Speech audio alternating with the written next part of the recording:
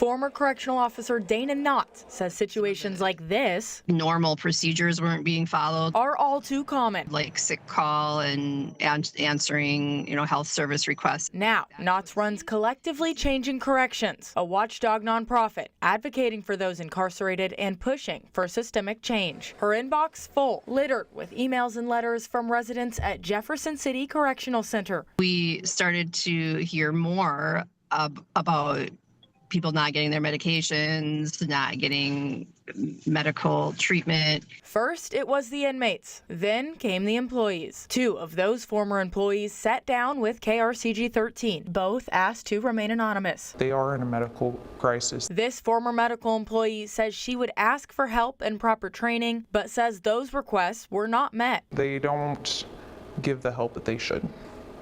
And so then their people are drowning, and that's where it goes wrong. Another former employee shares her story. Sometimes I'd come in on days that I wasn't even scheduled to work because there was nobody else to come in. For offenders, were they able to receive medical care under this system? No, not at all.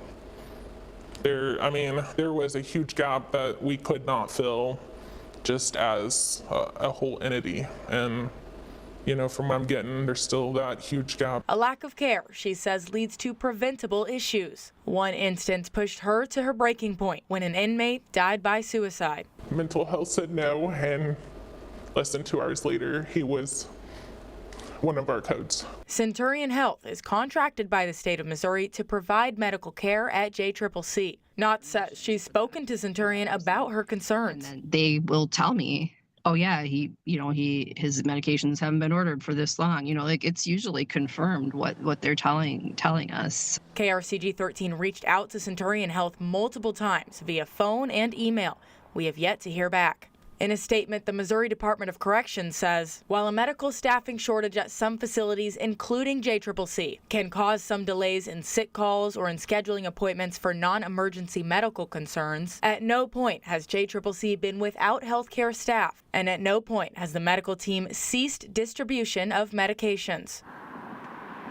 Knott wants the state to step in. We need to start seeing more accountability and more transparency. Transparency is exactly what Representative Bill Allen is calling for in House Bill 1616, which would establish the Independent Office of Corrections and Transparency. I don't think that they're doing a bad job. I can tell you that most of the guards, most of the medical staff that I've seen, they're really doing their best.